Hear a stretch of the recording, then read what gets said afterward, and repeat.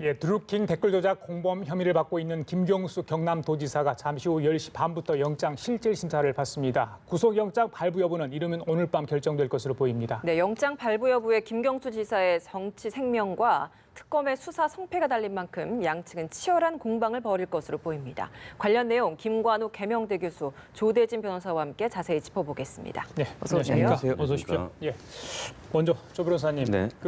지난번에 6일과 9일 두 차례 이제 피의자 신분으로 특검에 출석해 조사를 받았죠. 그리고 영장을 청구했고 오늘은 이제 영장 실질 심사가 있습니다. 통상 영장 실질 심사 어떤 식으로 진행되는지 시청자분들이 이해를 돕게 좀 그 설명이 필요한데 그 실질 심사 안에도 변호인이 따라서 들어가서 조력을 하게 되는 건가요? 그렇죠. 예.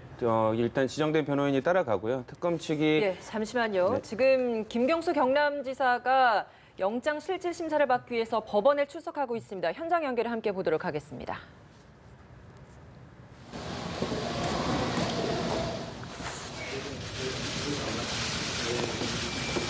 오늘 구속영장 심사 나오셨는데 한 말씀 부탁드립니다. 네. 이 사건이 불거진 이후부터 지금까지 모든 요구에 대해서 성실히 협조하고 조사에 임해왔습니다. 오늘도 마찬가지입니다. 지금까지 그래왔듯이 법정에서 변함없이 충실히 설명하고 성실하게 소명하겠습니다. 고맙습니다. 인권에서 킹크랩 목차는 못 보셨나요? 법정에서 성실하게 소명하겠습니다. 대표자가 인지 고맙습니다. 못하셨다는 입장 그대로입니까? 지금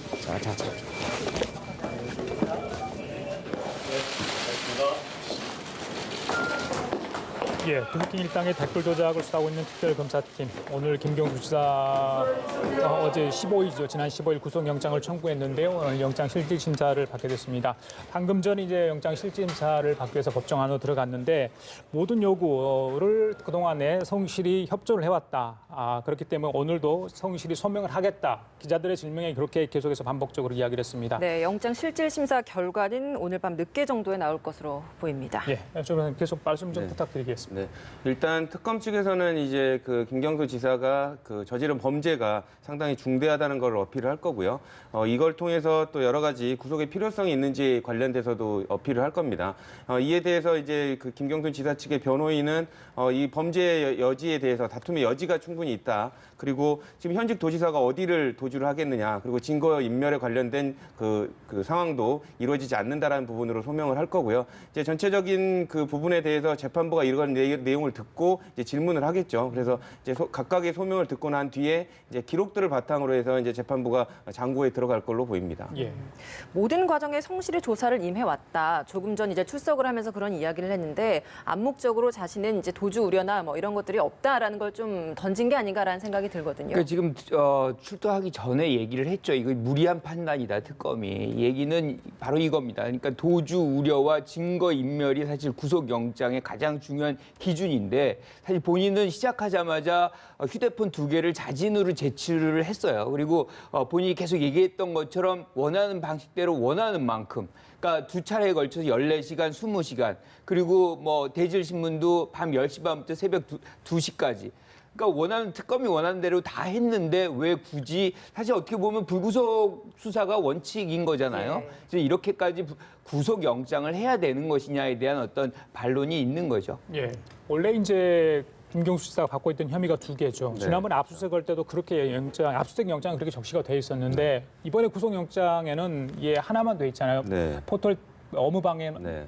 있는 거거든요. 그건 네. 어떻게 봐야 되는 겁니까? 그러니까 두 가지 최초에는 그 혐의를 받고 있었습니다. 한 가지는 방금 말씀 주신 대로 댓글 조작한 그 업무 방해에 관련된 부분이 있었고요. 두 번째로는 6.13 지방선거에 있어서 요 그 지방선거에 관련된 도움을 드루킹으로부터 받고 받는 대신 샌다이 총영사를 대가로 주는 요 부분에 대한 혐의가 이제 공직선거법 위반이었는데요.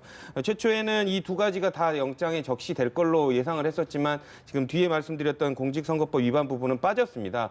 아마도 이제 추측하기로는 이 부분에 관련된 그 진술들이 드루킹의 진술밖에 없는 부분이기 때문에 만약에 이런 부분들도 영장 청구가 같이 이 사유로 들어갔을 경우 재판부로 하여금 영장을 발부 안 되게 하는데 조금 더 영향을 미칠 가능성이 있어서 빼지 않았나. 좀 더 확실한 걸 일단 그렇죠. 한 다음에 나중에라도 보강 수사가 가능하기 그렇죠. 때문에. 그러니까 나중에 실제로 공판에도 그 일반적인 재판에서도 그런데요. 공판에서 다 다툴 내용을 미리 영장에 다 적시하지는 않습니다. 그래서 확실하고 다툼의 여지가 없다라고 판단되는 부분만 먼저 넣기 때문에 예. 그런 이유에서 아마 뺀 거 아닌가라는 생각이 듭니다. 그럼 기각됐을 때에 대비해서 이제 다음 카드를 좀 남겨놓은 것이다 이렇게 보시는 거고요. 그럴 수도 있죠. 왜냐하면 지금 처음에 했다가 다 기각이 되면 나중에 재청구 사유가 또 없다라고 또 비판이 들어올 수 있기 때문에 예. 일단 확실한 걸로 청구를 해보고 그래도 그 사항이 기각이 되면 이 추가적인 사유를 보완을 해서 다시 재청구하는 수순을 고민해 볼 수라도 있기 때문이죠. 예. 예. 교수님, 일단 특검은 김경수 지사를 드루킹 김동원 씨의 공범으로 보고 있잖아요. 그렇죠. 댓글 조정 과정에서 어떤 식으로든 관여를 했다 이렇게 보고 있는데 그 근거, 글쎄요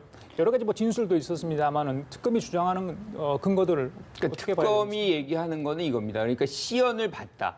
그리고 이제 드루킹이 얘기한 것처럼 내가 감옥이라도 갈 테니 허락해달라. 고개를 끄덕여달라. 뭐 이게 이제 사실 드루킹의 주장인데 이거를 거의 그대로 수용을 해서 이것이 공모다라고 이제 그 근거로서 사실은 혐의를 잡고서 공모 묵인 뭐 이런 것을 이제 혐의의 그 가장 중요한 댓글 조작의 이유로 지금 얘기를 하고 있는 거죠. 그런데 예. 이제 중요한 거는 이것을 뒷받침만 할 만큼의 어떤 물증이 예.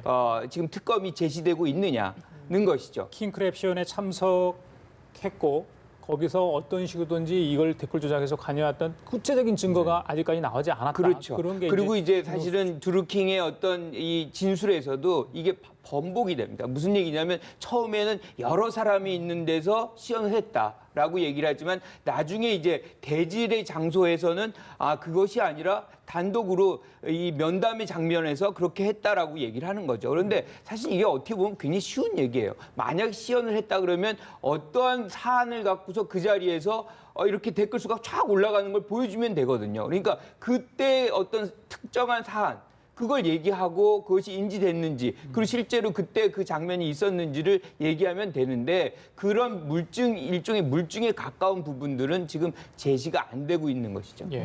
특검 측에서 이야기하는 구속 사유로는 일단 김 지사의 이야기도 좀 계속 바뀌고 있고 네. 그리고 뭐 도지사라는 직위 때문에 뭐 증거인멸 계속해서 뭐 부인을 하고 있기 때문에 네. 증거인멸을 할 수도 있다라는 주장을 하고 있거든요. 증거인멸 가능성 좀 어떻게 보십니까? 증거인멸의 가능성은 뭐 김경수 지사 측에서도 어필을 하겠지만 압수수색까지 이미 당한 상태인데 무슨 증거를 더 인멸하겠느냐 이렇게 지금 항변할 걸로 보이고요. 그리고 당사자가 뭐 진술이 바뀌었다고 특검 측에서는 얘기를 하고 있지만 그 전체적인 맥락에 있어서는 일관된 진술을 하고 있었다. 그리고 특검이 지금 혐의자로 몰아가고 있는 가장 큰 이유가 김경수 지사하고 반대편에 있는 드루킹의 진술에 전적으로 의존하고 있거든요. 그렇기 때문에 여러 가지 증거가 나왔다고는 하지만 김경수 지사의 구체적인 혐의 사실을 입증할 만한 직접 증거가 없는 상태에서 오로지 드루킹의 진술만을 근거로 혐의자, 공모자로 판단을 해서 구속하는 것은 부당하다라는 취지로 변론할 가능성이 높습니다. 증거인멸의 우려, 또 도주 우려,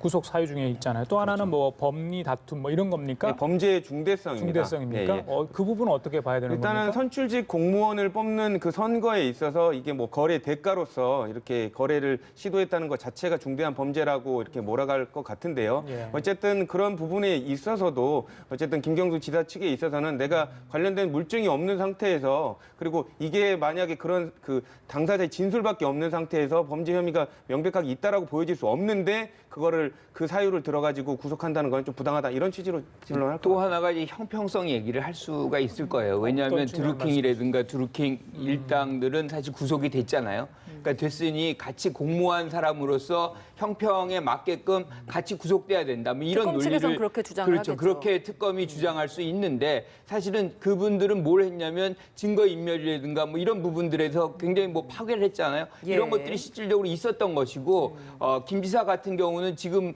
스스로가 휴대폰을 제출하고 뭐 많은 부분에 수사에 협조하는 부분에 있기 때문에 그러한 논리가 적용되기가 사실 쉽지가 않은 거죠. 계속해서 강하게 부인하고 있기 때문에 증거를 인멸할 우려도 있다라는 해석도 있지만 일각에서는 강하게 부인하고 있기 때문에 법리적인 다툼의 여지가 더 남아있는 것이다라는 해석을 또 내릴 수도 있다라고 보던데 이건 어떻습니까? 그러니까 결국에 이제 뭐 강하게 부인한다는 것은 일관성이 있느냐 없느냐는 것이 가장 중요하겠죠. 뭐 아무래도 자기 보호라는 것은 굉장히 중요한 것인데 그것이 일관되지 않았을 때 뭔가 상대가 특검이 뭔가 예. 공격의 포인트를 잡을 수 있겠지만 계속해서 일관되게 간다. 그렇다 그러면 그거 일관성을 무너뜨릴 수 있는 것을 제시할 그 책임은 사실 특검에게 있는 건데 특검이 그걸 제시하지 못하고 있는 것이 현실이거든요.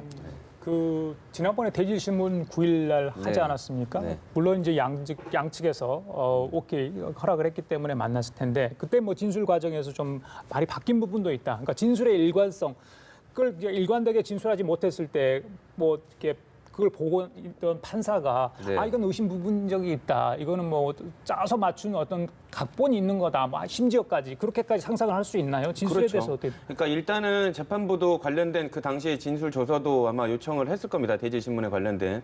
근데 언론의 기사를 보면 김경수 지사의 말이 바뀐 부분도 보도가 되고 있지만 사실상 그 드루킹이 횡설수설했다는 얘기가 되게 많거든요. 그렇기 때문에 그런 부분들, 횡설수설한 부분에 관련된 부분을 보고 재판부가 다시 질문할 가능성이 높고요. 그때 나오는 그 각 당사자들의 그 예를 들면은 반응이라든지 이런 부분들을 예. 그러니까 김경수 지사의 그 반응들을 보고 이 신빙성을 더 따질 가능성이 높습니다. 어쨌든 법원 판단에 따라서 특검 혹은 김경수 지사 양측 중에 한쪽은 분명히 타격이 상당할 것 같은데 먼저 만약에 이제 영장이 기각이 된다라고 한다면 특검에게는 굉장히 큰 타격이 되겠네요. 그렇죠. 사실은 지금 기간이 60일이었는데 60일에서 40일이 지난 이후에 처음으로 이제 있지도 않을 개연성이 매우 높은 그 공관하고 집무실을 압수수색을 했잖아요. 그러니까 이것이 좀 늦게 된 부분도 있고 네. 지금까지 어떤 확실한 물증이 지금 잡히지 않는 그런 수사 상황. 거기다가 지금 물증이 없는 상황에서 다시 영장 청구 이런 것들이 사실 기각이 된다 그러면 거의 수사력은 이제 고갈이 되는 그런 장면을 맞이할 수밖에 없는 거라고 생각을 해요. 그래서 어떻게 하든 특검의 입장에서는 존재 이유 즉 댓글 조사라는 댓글 조작이라는 이 부분을 어떻게 하든 이제 드러내야 되는 그런 장면에서 어차피 영장 청구를 했지만 이것이 무너진다 그러면 사실 설 자리가 별로 없어 보이는 그런 장면인 거죠. 예. 주변에 오늘 이제 영장 실질 심사 10시 반부터 시작이 되는데 그 끝나고 나서는 어디서 대기를 하고 있는 겁니까? 그 지정된 장소에서 대기를 합니다. 특검에서 지정을 해주나요? 그렇죠. 법원에서 법원에서 지정을 합니다. 해주면 그래서- 구치소다 뭐 특검 사무실에 갈 수도 있겠네요. 그렇죠. 보통은 이제 구치소에서 대기를 하거나 뭐 예. 구치감 아니면 이제 특검 같은 경우에서는 특검 사무실에서 대기하는 경우들도 종종 있기 때문에 예. 특검 사무실에서 대기를 할 수도 있을 걸로 보이고요. 예. 아마 이제 심리는 한 4, 5시까지 이루어지고 그 오후 이후 4, 5시까지. 오후 4, 5시까지는 이루어질 것으로 보입니다. 그리고 그 이후에 이제 재판부가 혼자 장고에 들어갈 거고요. 아마 자정이 넘은 시간쯤에 아마 결정이 될 것으로 보입니다. 이르면 오늘 밤. 예, 예. 오늘 밤 정도에 나올 것으로 예, 보입니다. 그렇군요. 예, 알겠습니다. 그 만날에 구속 영장이 만약에 발부가 됐다. 글쎄요. 사실 이번 경남지사에 이제 당선이 되면서 대선 주자 반열까지 오르지 않았습니까? 뭐 김경수 지사로서는 어떤 정치적 타격을 입을 수밖에 없잖아요.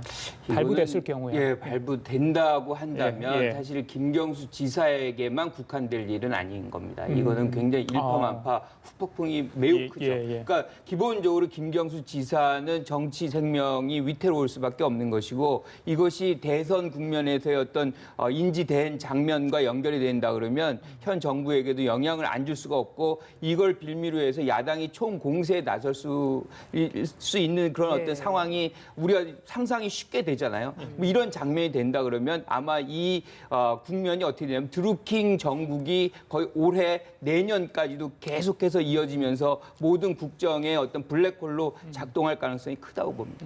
발부가 된다면 역으로 이제 특검에게는 수사 동력을 다시 불어넣는 기회가 될 수 있기 때문에 이렇게 되면 이제 좀 수사의 추가적인 기간 연장 가능성까지도 또 거론될 수도 있겠네요. 그렇죠. 대통령이 만약에 구속이 된다 그러면 이 부분에 대통령이 특검에서 뭐 기간 연장을 요청할 때 거부할 명분이 그렇게 크지 않은 거죠. 이렇게 되면 이제 계속해서 특검 중심으로 수사가 진척이 되고 구속의 상황에서 계속해서 주도권은 특검에 만들어지는 그리고 야당은 이 부분에서 상당히 특검을 엄호할 것이고 상황은 계속 이 드루킹 특검의 국면으로 전개될 가능성이 있다고 봅니다. 구속 여부가 특검 기간 연장에 영향을 미칠 거다. 네.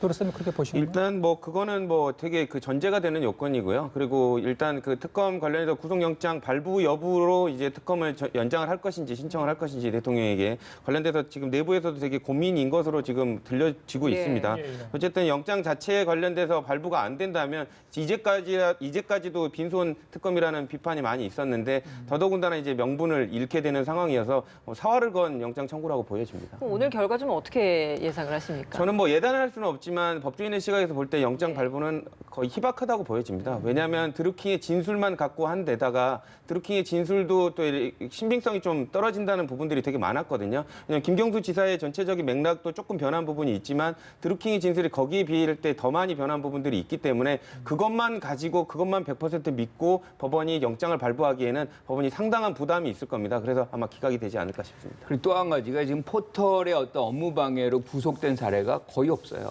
그러니까 이제 이것 자체가 이제 뭐 예컨대 벌금형이라든가 집행유예 최대치가 뭐 이런 상황에 있기 때문에 사실은 구속의 사유로 만들어질 개연성도 없고 특히나 제일 중요한 거는 지금 물적 증거가 사실은 굉장히 부재한 상황이고 지금 말씀하신 대로 드루킹의 진술에 의거해서 지금 특검이 모든 혐의를 지금 구성하고 있기 때문에 드루킹이 무너지면 특검이 같이 무너지는 이런 것들이 예컨대 가장 간단한 사례가 100만 원이에요. 그러니까 100만 원을 받았다.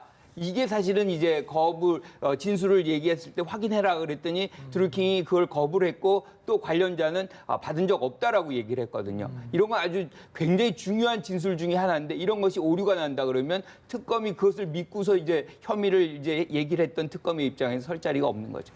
김경수 지사를 소환해서 2차례 조사를 하고 나서 바로 이런 결정을 내리기보다는 그 사이에 이제 송인배 그리고 백운호 전 비서관, 현 비서관 같은 경우에도 지금 조사를 했단 말이죠. 네, 그렇죠. 이번 구속영장 청구에 약간 이들의 조사도 좀 일정 부분 반영이 됐을까요? 그러니까 제가 개인적으로 판단했을 때는 그 김경수 지사와의 조사에서 이렇게 미진한 부분을 어떻게든 좀 메꿔보려는 시도였지 않나 그렇게 싶습니다.